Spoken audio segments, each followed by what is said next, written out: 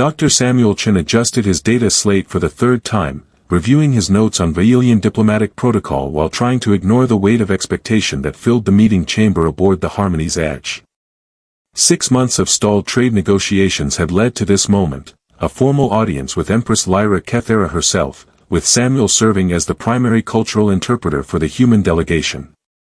The chamber was impressive even by diplomatic standards, soaring crystalline walls that seemed to capture and refract light in impossible patterns, ceremonial banners displaying the complex heraldry of the Vailian Empire, and guards in ornate armor that looked like it had been forged from starlight itself.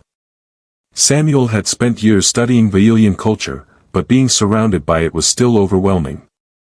Dr. Chen, Ambassador Rodriguez said quietly, "Remember that the Empress values directness over elaborate courtesy.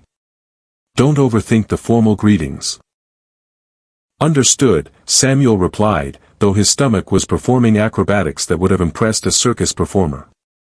This meeting could determine whether two species continued their tentative alliance or descended into the kind of misunderstanding that had sparked conflicts throughout galactic history. The chamber's main doors opened with a sound like crystalline chimes, and Empress Lyra Kethera entered with the fluid grace that characterized her people. She was tall, elegant, with the blue-tinted skin and elongated ears that marked her as pure-blood Vailian nobility. Her ceremonial robes seemed to shift color as she moved, and the subtle crown that rested on her dark hair pulsed with inner light. "Your Imperial Majesty," Ambassador Rodriguez said, performing the traditional Vailian greeting gesture with only minor awkwardness. "Ambassador Rodriguez, Dr. Chen," the Empress replied, her accented English carrying the musical quality of her native language. "Thank you for accepting our invitation." Samuel bowed in the Vailian style, grateful that his years of study had taught him the proper depth and duration. "The honor is ours, Your Majesty. We're hopeful that today's discussions will resolve the remaining obstacles to our trade agreement."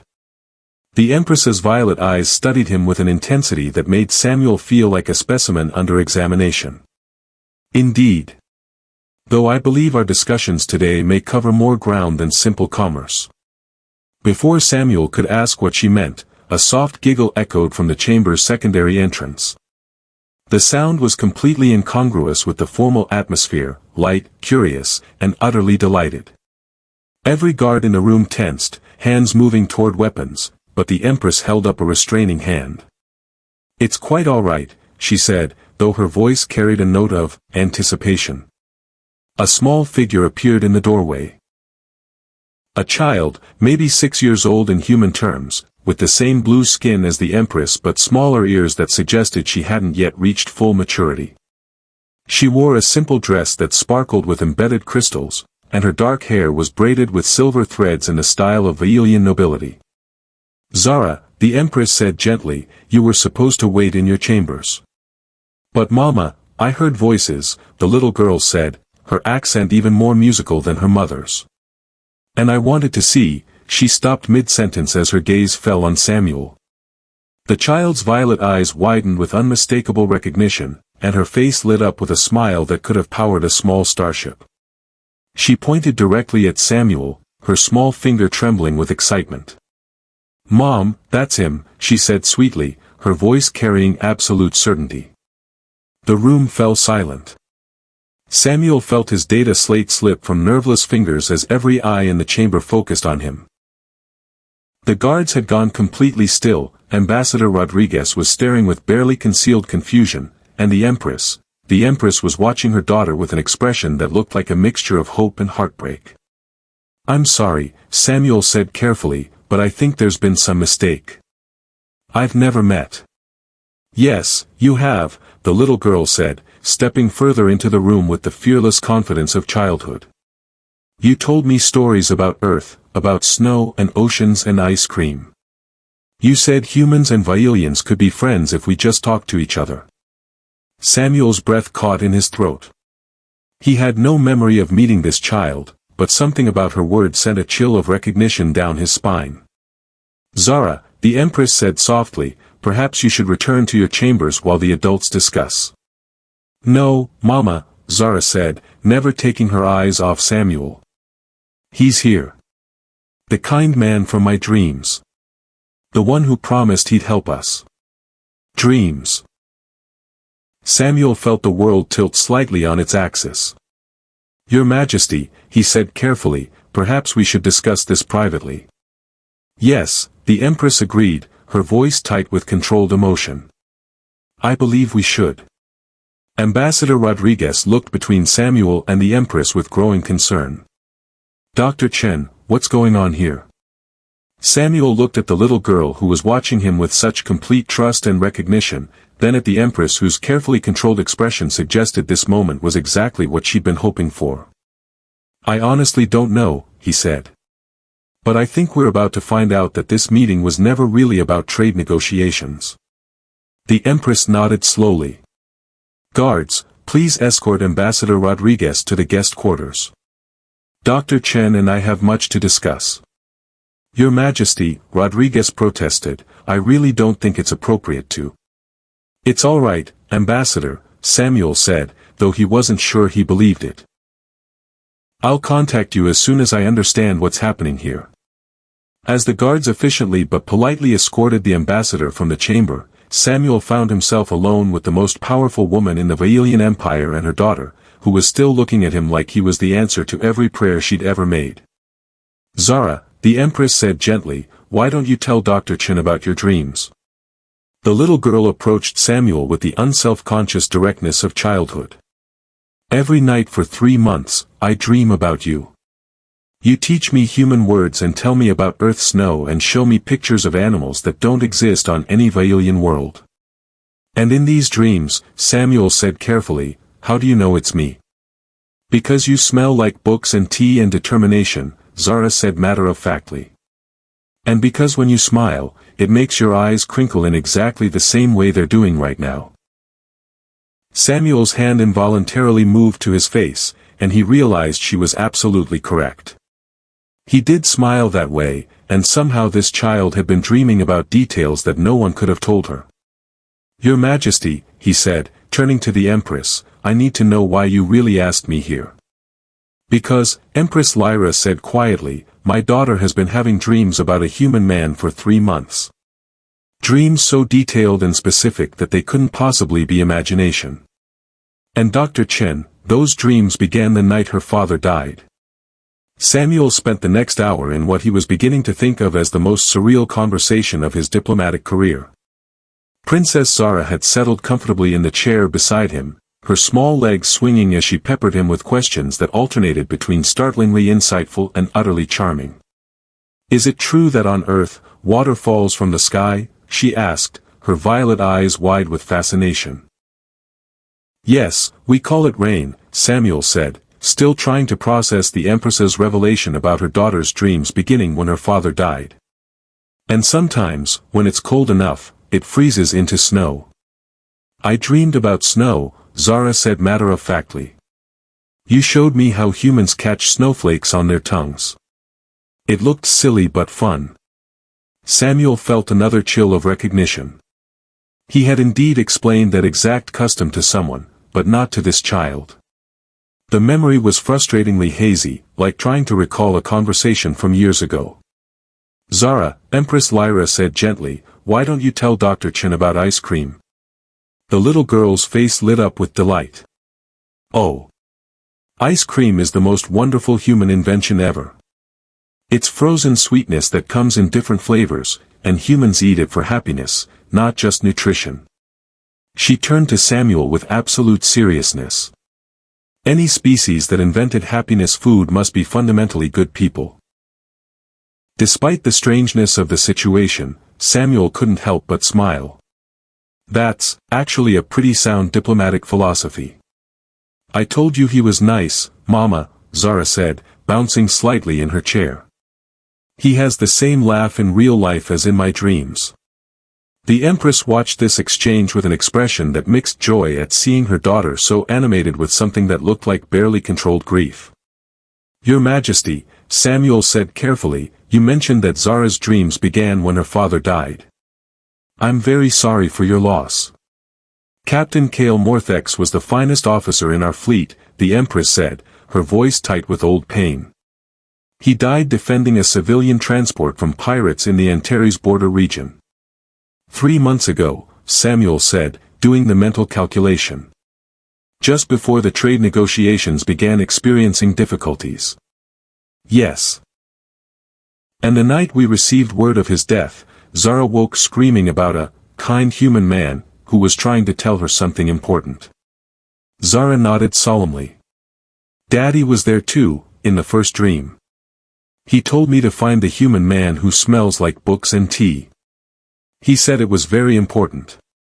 Samuel felt his breath catch.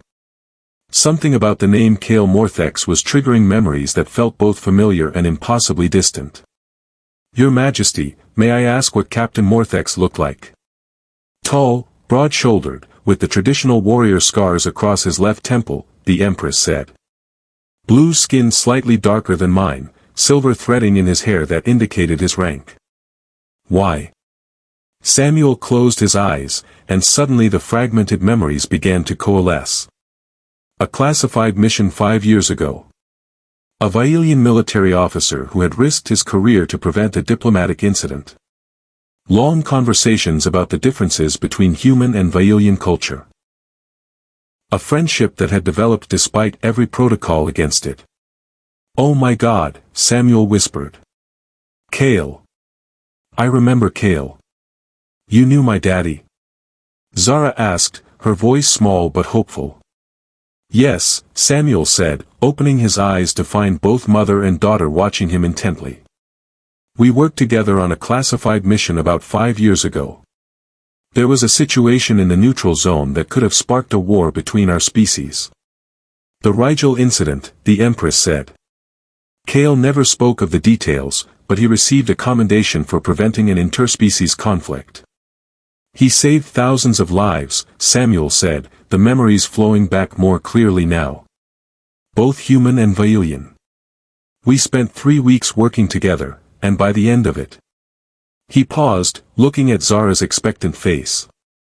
By the end of it, he was one of the best friends I'd ever made. Did you teach him about ice cream? Zara asked. Samuel laughed despite himself. As a matter of fact, I did. He was fascinated by human recreational foods. Said Vailian nutrition was too efficient to allow for pleasure eating. He brought me ice cream after that mission, the Empress said softly. Said he'd learned about happiness food from a human friend. It was the first time I'd ever seen him prioritize joy over duty. And now Zara is dreaming about conversations I had with her father 5 years ago, Samuel said, trying to wrap his mind around the implications. Not just conversations, Zara said. Feelings too. Daddy really liked you. He thought humans were brave and funny and good at making friends.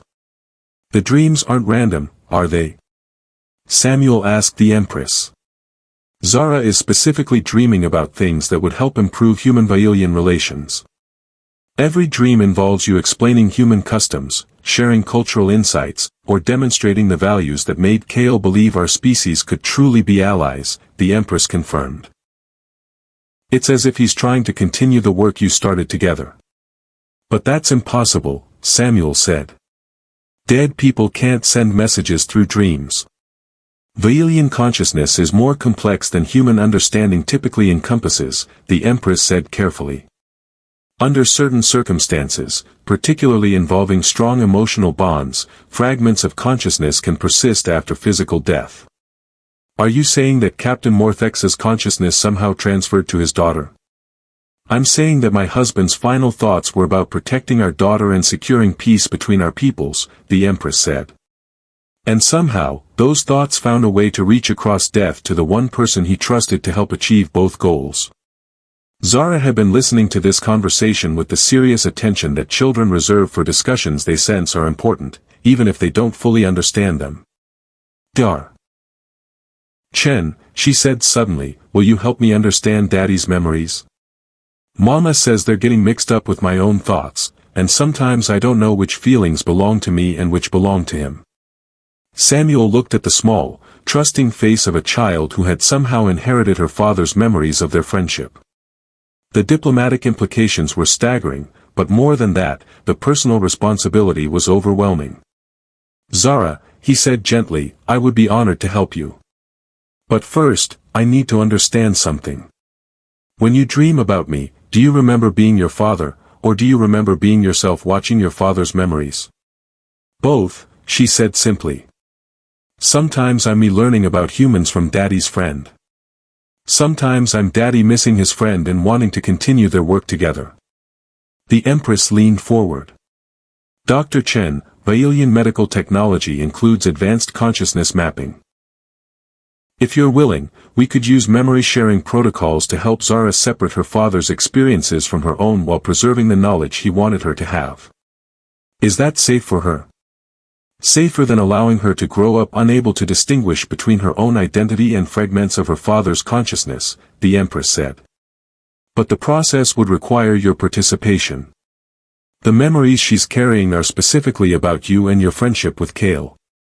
Samuel looked at Zara, who was watching him with her father's trust reflected in her young eyes. "What would I need to do?" "Share your own memories of Kale," the Empress said. "Help her understand the context for what she's experiencing. Show her who her father was through the eyes of someone who knew him as both a warrior and a friend." "Will it hurt?" Zara asked with childish directness. "No, sweetheart," Samuel said, making his decision. "And when we're done, you'll understand exactly why your father was one of the finest people I've ever known." The Vailian memory-sharing chamber looked like something between a medical facility and a temple, with crystalline formations that hummed with soft energy surrounding a central platform where Samuel, Zara, and Empress Lyra sat in a triangle formation. Vailian spiritual advisors moved around them, adjusting equipment that combined advanced technology with what appeared to be ceremonial elements. "I need to warn you," Dr. Velnara, the lead consciousness specialist, said to Samuel, "human neural patterns aren't designed for the depth of connection this process requires. You may experience some disorientation." "What kind of disorientation?" Samuel asked, noting that Zara seemed completely relaxed while he felt like he was about to undergo alien brain surgery. "Nothing harmful," the Empress assured him. "But you'll be experiencing Zara's inherited memories from both perspectives, your own recollections of Kale, and his memories of you. It can be emotionally intense." "I can handle intense," Samuel said, then looked at Zara, who was watching the proceedings with the fascinated attention of a child observing adults do something important. "Are you ready for this, princess?" "I'm ready," she said with remarkable composure for a 6-year-old. "Though I should probably warn you that Daddy's memories include some embarrassing moments." "Embarrassing how?" "Well," Zara said with the devastating honesty of childhood, "he thought you were very smart and very brave, but also kind of oblivious about obvious things." The Empress hid a smile behind her hand. Kale may have mentioned that Dr. Chen required significant encouragement to recognize when people considered him a friend rather than just a professional colleague. "I'm sensing a theme here," Samuel muttered. Dr. Velnara activated the consciousness-sharing field, and Samuel immediately felt the strange sensation of his thoughts becoming less private, more connected to the others in the circle. "Can everyone hear my thoughts now?" he asked. "Only the ones related to our shared experiences," Zara said, her mental voice sounding exactly like her spoken one but somehow warmer.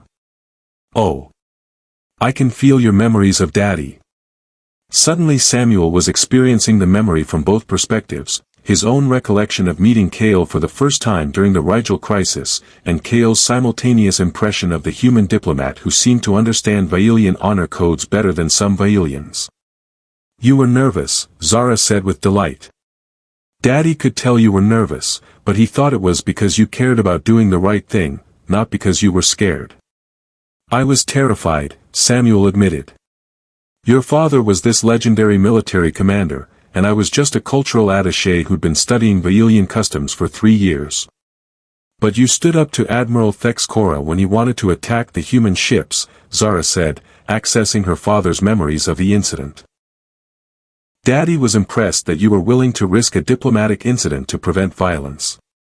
Through the shared consciousness, Samuel could feel Kale's perspective on that moment, the Vailian officer's surprise and growing respect for the human who had risked his career to find a peaceful solution. "Your father saved my life during that mission," Samuel said. "When the negotiations broke down and shooting started, he could have let me fend for myself. Instead, he made sure I reached the evacuation point safely. He said you were worth protecting because you understood that honor wasn't about winning, it was about doing what was right even when it was difficult," Zara said, her child's voice carrying the weight of her father's convictions. The memory sharing deepened, and Samuel found himself reliving conversations he'd forgotten. Late-night discussions in the Crisis Command Center, where he and Kale had debated the philosophical differences between human individualism and Vailian collective responsibility. "Oh," Zara said suddenly. "This is the ice cream conversation." Samuel laughed as the memory crystallized, Kale's bewilderment at the concept of food consumed purely for pleasure, followed by his growing fascination with the idea that humans had elevated enjoyment to an art form. "He spent an hour asking me questions about recreational eating," Samuel said. "I think it was the first time he'd encountered the idea that not everything had to serve a practical purpose. And then he asked about human friendship customs," Zara added, accessing more of her father's memories. "He wanted to know how humans chose personal loyalty over duty obligations." Through the shared consciousness, Samuel could feel Kale's confusion and eventual understanding as he'd explained that humans didn't see friendship and duty as competing loyalties, they saw friendship as its own form of duty, one chosen freely rather than imposed by hierarchy. "That's when he decided to trust you completely," Zara said with the matter-of-fact certainty of childhood. "Not because you were a good diplomat, but because you were a good friend." The Empress, who had been quietly observing the memory sharing, spoke for the first time since the process began. "Kale came home from that mission changed. More thoughtful, more willing to consider individual perspectives alongside collective needs. More interested in happiness food," Zara added with a giggle. "He brought ice cream to every family gathering after that." As the memory sharing continued, Samuel began to understand the full scope of what Kale had transferred to his daughter. Not just memories of their friendship, but an entire framework for understanding human nature, their capacity for both fierce loyalty and independent thinking, their ability to find joy in simple pleasures, their tendency to form bonds based on choice rather than obligation. "Daddy wanted me to understand humans the way he did," Zara said, her mental voice growing more confident as she learned to separate her own thoughts from her inherited memories. "He thought if Vailians and humans could really understand each other, we could accomplish amazing things together." "Is that why the trade negotiations have been struggling?" Samuel asked, suddenly seeing the larger picture. "Without Kale as a bridge between our cultures, both sides have been falling back on formal protocols instead of genuine understanding." "Exactly," the Empress said. "Kale had a gift for helping Vailians see past human informality to understand their underlying values. Without his perspective, our diplomats have been interpreting human directness as disrespect and human flexibility as unreliability.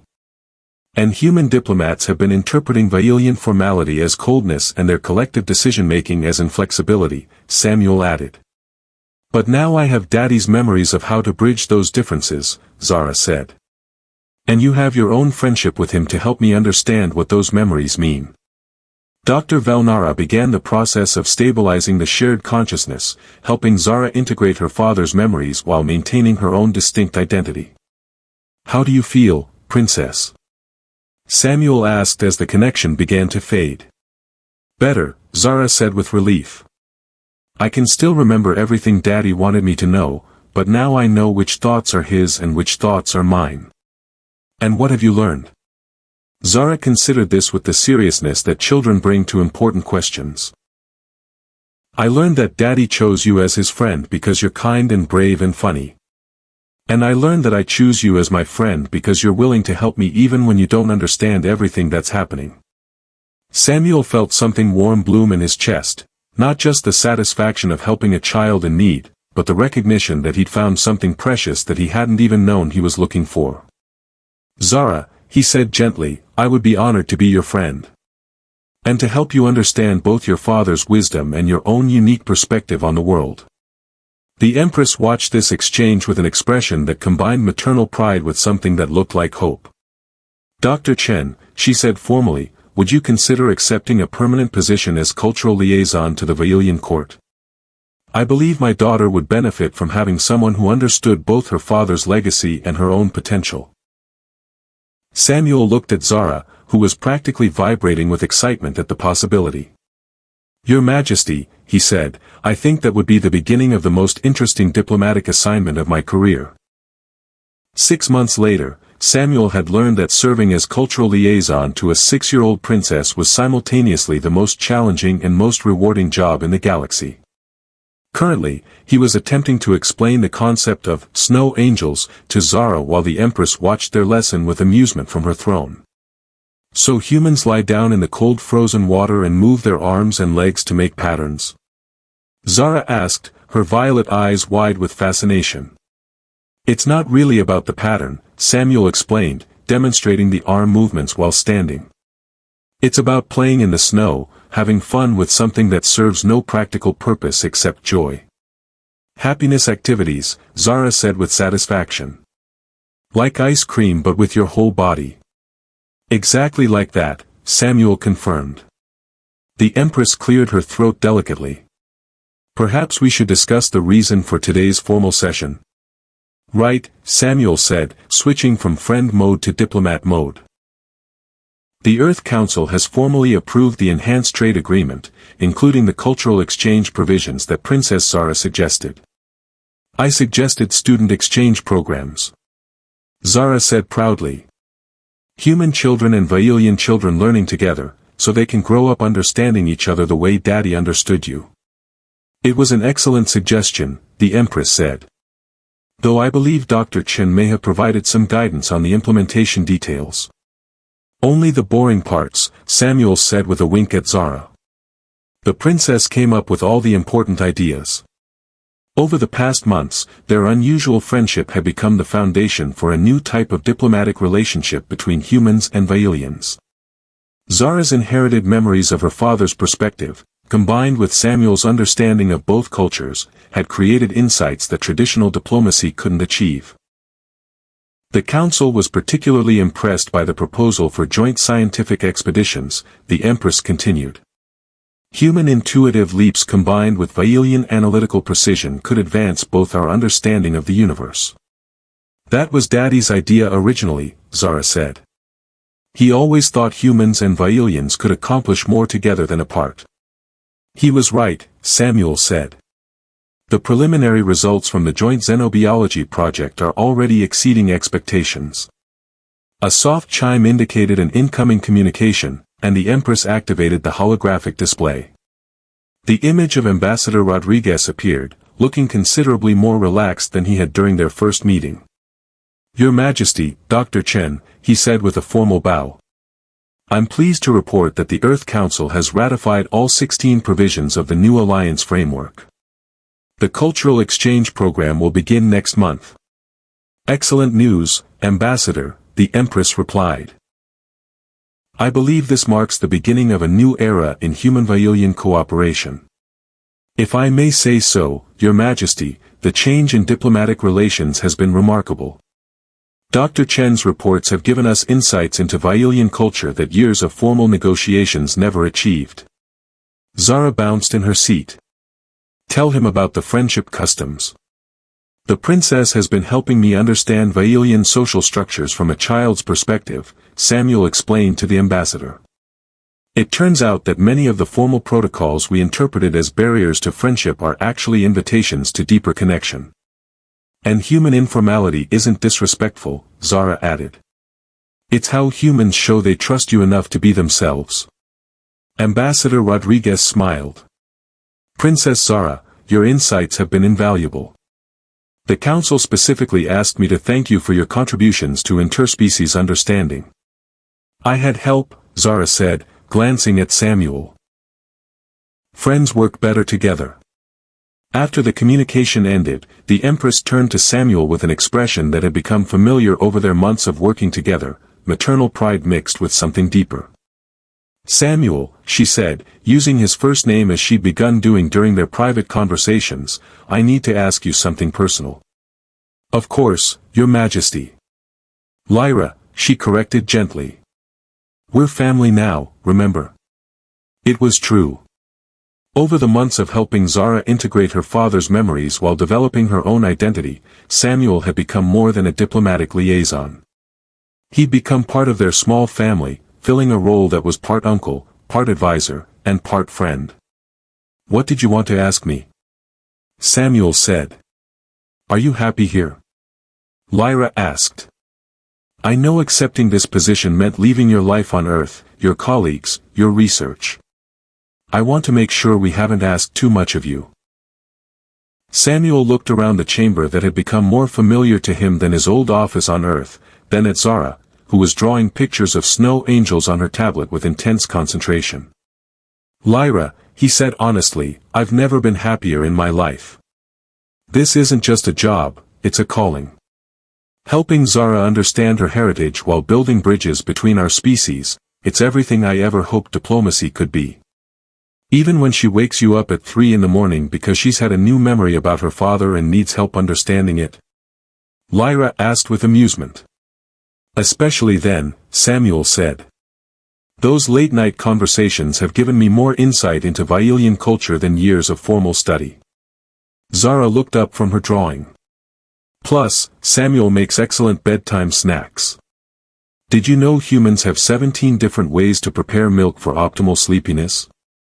Warm milk, Samuel corrected. And it's not 17 ways, it's more like 5. Still more than Vailians have, Zara said with satisfaction. We should add bedtime snack preparation to the cultural exchange program. I'll make a note, Samuel said solemnly. The formal part of their session was complete, but none of them seemed eager to end their time together. It had become their routine, official business followed by what Zara called family conversation time. Samuel, Zara said, setting down her tablet, I've been thinking about Daddy's memories, and I have a question. What's that, Princess? In his memories of you, Daddy was always a little sad when you had to leave after your missions together. Do you know why? Samuel felt his breath catch. Through their memory-sharing sessions, he'd begun to understand that Kale's feelings about their friendship had run deeper than he'd realized at the time. I think, Samuel said carefully, your father understood something about friendship that I was too busy to notice. He knew that the best partnerships don't end when the work is done. He wanted to stay friends even when you weren't working together, Zara said with the directness of childhood insight. Yes. And I was too focused on protocol and professional boundaries to realize that friendship doesn't recognize those kinds of limits. Lyra watched this exchange with the expression she got when she could see Kale's wisdom reflected in their daughter's questions. Daddy's memories say he was going to visit you on Earth after his next leave, Zara said quietly. He wanted to see snow and try ice cream and meet your human friends. He was? Samuel asked, surprised. I didn't know that. He was planning it when he died, Zara said matter-of-factly. He had already requested the travel permits. Samuel felt a wave of emotion, grief for plans that would never be fulfilled, but also gratitude for the friendship that had somehow found a way to continue despite everything. Zara, he said gently, would you like to visit Earth? We could see snow together, and I could show you all the places your father wanted to see. Could we make snow angels? We could make the best snow angels in galactic history. And eat ice cream in winter, which Daddy's memories say is completely illogical but wonderfully human. Absolutely. Zara looked at her mother. Mama, could we go to Earth for my birthday? As a family trip? Lyra smiled. I think that sounds like an excellent way to honor your father's memory while making new ones of our own. With Samuel, Zara said firmly. Because he's family now too. Samuel felt something warm and profound settle in his chest. I'd be honored to be your family, Princess. Good, Zara said with satisfaction. Because I've been thinking about the cultural exchange program, and I have more ideas. More ideas? Samuel asked with mock trepidation. Joint birthday parties. Human and Vailian children celebrating together, learning each other's happiness traditions. That's actually brilliant, Samuel said. Of course it is, Zara said with 6-year-old confidence. I have the best advisors in the galaxy. As they settled into planning their Earth visit, Samuel reflected on the extraordinary chain of events that had brought them together. A child's dreams, a father's final gift, a mother's desperate hope, and the enduring power of friendship that transcended death itself. Samuel, Lyra said quietly as Zara became absorbed in planning their snow angel techniques, thank you. For helping her heal, for honoring Kale's memory, for becoming the family she needed. Thank you, Samuel replied, for trusting me with the most important job in the universe. Which is helping an extraordinary little girl understand that she carries the best of both her parents. Her mother's wisdom and strength, and her father's capacity for friendship that knows no boundaries. Zara looked up from her planning. Did you know that in Daddy's memories, his favorite times with you were when you forgot to be formal and just talked like friends? No, I didn't know that. Well, now you do. So from now on, less diplomacy, more friendship. That's an order from a princess. Yes, Your Highness, Samuel said with a bow that made her giggle. As they continued planning their Earth adventure, Samuel realized that some of life's most important missions came disguised as simple friendship. Kale had understood that, and somehow, across death itself, he'd made sure that understanding would continue. Through Zara's laughter and Lyra's smile, through late-night conversations about memory and identity, through the daily joy of watching a remarkable child grow up with the best of two worlds, Samuel had found something he'd never known he was searching for. A family chosen not by blood or duty, but by love that transcended every boundary the universe could create. And in the space between species, between life and death, between formal diplomacy and genuine friendship, they were writing a new story, one that proved the most important connections were always the ones that chose to exist despite every reason they shouldn't.